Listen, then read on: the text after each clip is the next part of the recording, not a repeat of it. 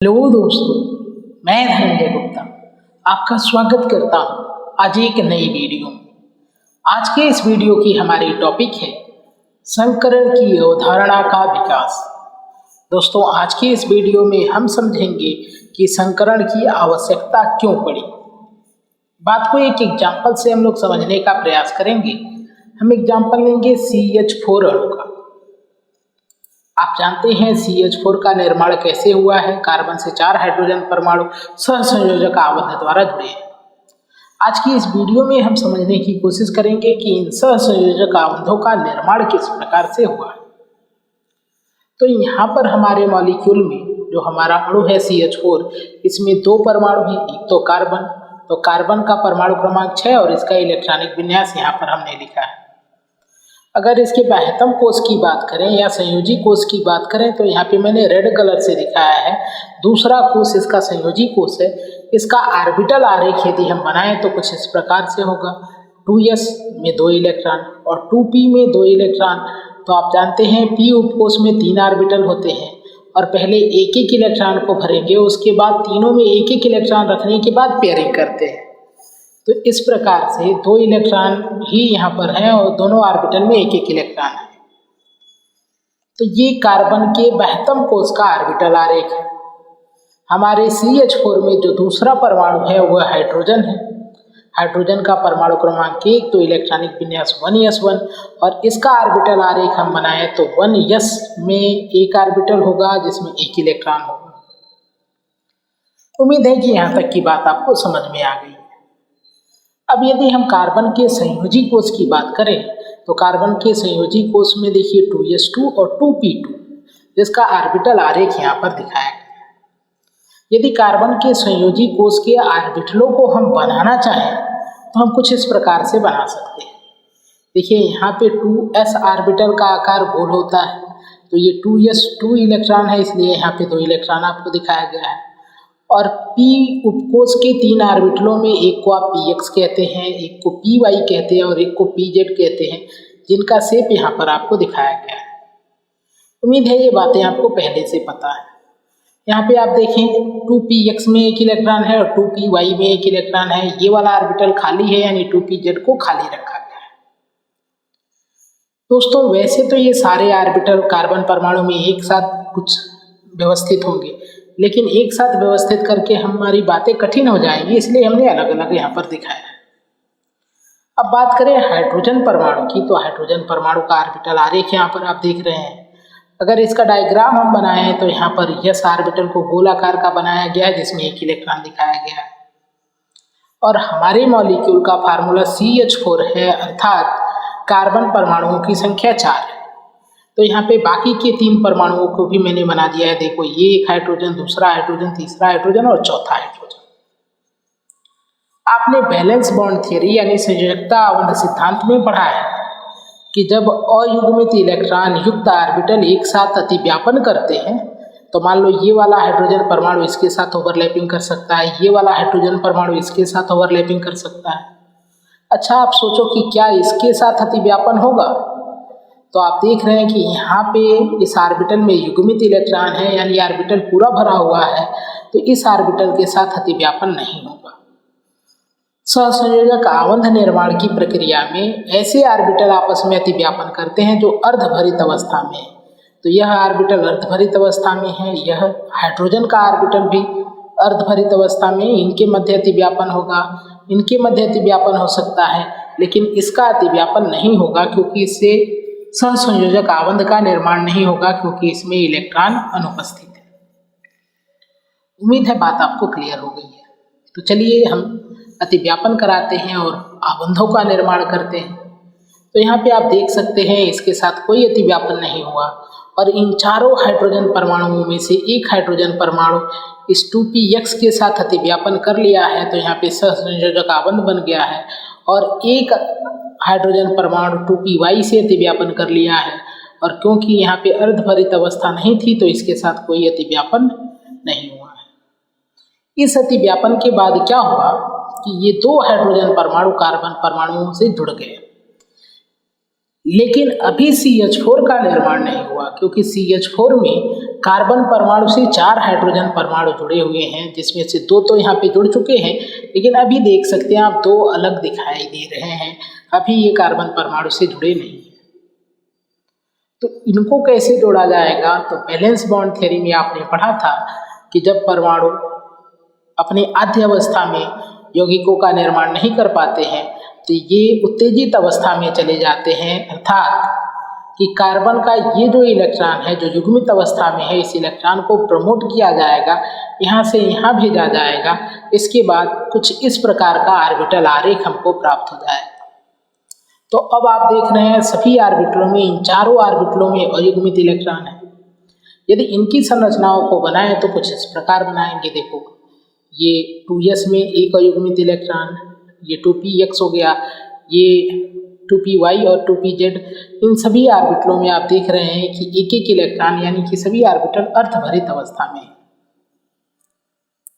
उम्मीद है बात आपको समझ में आ रही है। और हमारे अणु में 4 हाइड्रोजन परमाणु हैं।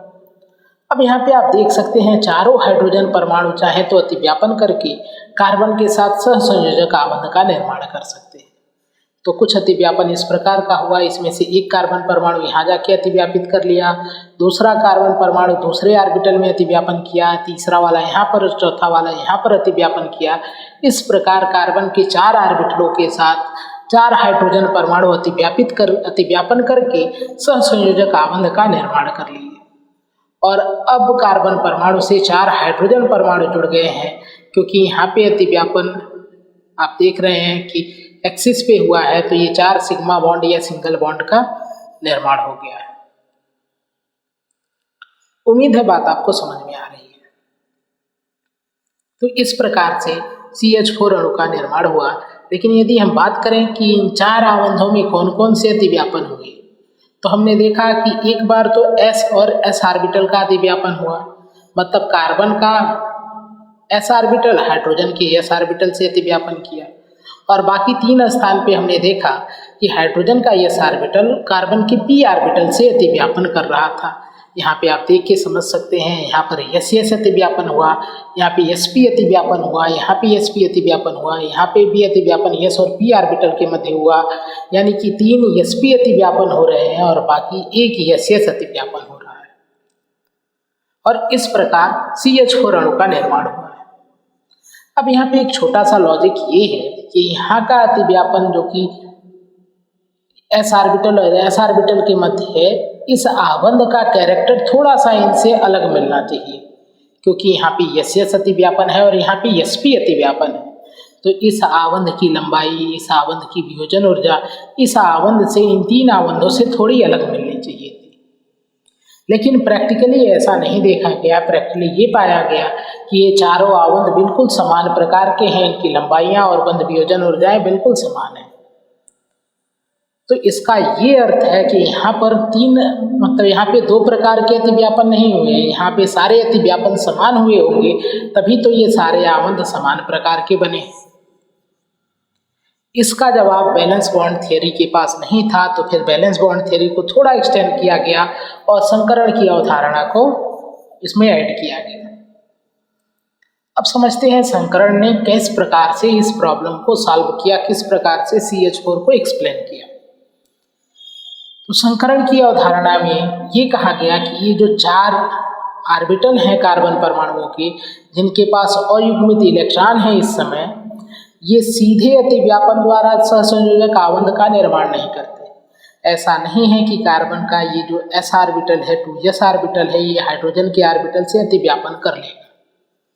अतिव्यापन से पहले ये सारे ऑर्बिटल, ये चारों ऑर्बिटल जिनको सहसंयोजक आबंध बनाना है, ये आपस में मिक्स हो जाते हैं और इनके आपस में मिक्स हो जाने से 4 नए प्रकार के ऑर्बिटल का जन्म होगा।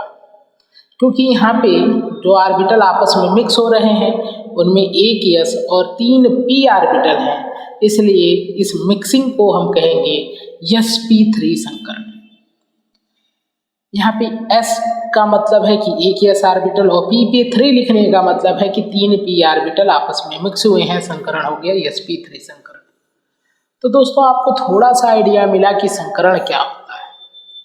तो संकरण की अवधारणा में ये कहा गया है कि जब भी कोई केंद्रीय परमाणु किसी परमाणु से सहसंयोजक आबंध बनाएगा तो सीधे अतिव्यापन नहीं होता है। पहले केंद्रीय परमाणु के ऑर्बिटल आपस में मिक्स होकर नए ऑर्बिटलों का निर्माण करते हैं, जिस प्रक्रिया को संकरण कहते हैं। यानी केंद्रीय परमाणु के ऑर्बिटल पहले संकरण करते हैं, उसके बाद संकर ऑर्बिटल बनते हैं और संकर ऑर्बिटल दूसरे परमाणुओं के साथ अतिव्यापन करके सहसंयोजक आबंध का निर्माण करते हैं।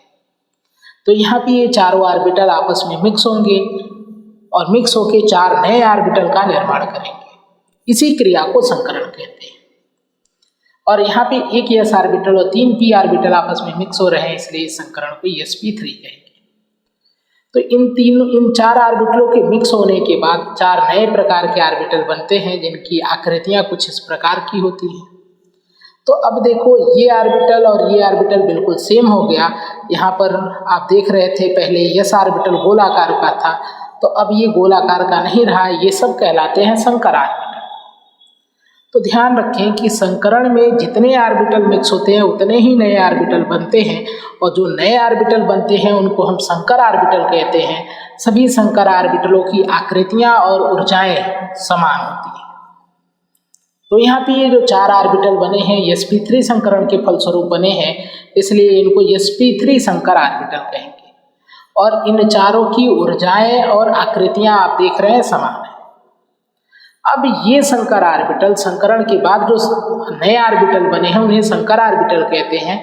अब ये संकर ऑर्बिटल 4 हाइड्रोजन परमाणुओं के साथ अतिव्यापन करेंगे। तो ध्यान रखें, कार्बन के ऑर्बिटलों ने सीधा हाइड्रोजन परमाणुओं के साथ अतिव्यापन नहीं किया, बल्कि कार्बन के ऑर्बिटल पहले संकरण कर लिए, फिर संकर ऑर्बिटल बने और ये संकर ऑर्बिटल 4 हाइड्रोजन परमाणुओं के साथ अतिव्यापन कर रहे हैं। तो देखो, एक हाइड्रोजन परमाणु इसके साथ अतिव्यापित हुआ, दूसरा इसके साथ, तीसरा इसके साथ, चौथा इसके साथ। अब यहाँ पर कार्बन परमाणु 4 सहसंयोजक आबंध का निर्माण करेगा, CH4 का निर्माण होगा, और इस CH4 के निर्माण में सभी बॉन्ड समान होंगे। सभी बॉन्ड समान क्यों होंगे? क्योंकि यहाँ पर हाइड्रोजन का s ऑर्बिटल sp3 संकरित ऑर्बिटल से अतिव्यापन किया है, और यहाँ पे भी s ऑर्बिटल sp3 संकरित ऑर्बिटल से अतिव्यापन किया है। आप इस फिगर को देख सकते हैं, सभी अतिव्यापन समान है। सभी अतिव्यापन s ऑर्बिटल और sp3 संकरित ऑर्बिटल के मध्य हो रहे हैं। तो अब चारों आबंधों में समान प्रकार का अतिव्यापन हुआ है, इसलिए चारों आबंधों की ऊर्जाएं और लंबाइयां बिल्कुल समान होंगी, यानी CH4 के चारों आबंध बिल्कुल समान प्रकार के होंगे। तो दोस्तों, इस प्रकार से संकरण की अवधारणा का विकास हुआ। उम्मीद है कि आज की वीडियो से आपको क्लियर हुआ है कि संकरण की अवधारणा का विकास कैसे हुआ है। अगली वीडियो में हम आपसे चर्चा करेंगे कि संकरण को परिभाषित कैसे करते हैं, संकरण कितने प्रकार का होता है, संकरण के कुछ प्रमुख बिंदुओं की बात करेंगे। आज की वीडियो में फिलहाल इतना ही। उम्मीद है आज की वीडियो आपको पसंद आई है। पसंद आया तो लाइक करें, अपने दोस्तों के साथ शेयर करें, हमारे चैनल को सब्सक्राइब करें, बेल आइकन को प्रेस कर लें, ताकि आगे आने वाली वीडियो का नोटिफिकेशन आपको मिल सके। वीडियो से संबंधित अपने विचार को कमेंट बॉक्स में लिखें। आज की ये वीडियो देखने के लिए आपका धन्यवाद। मिलते हैं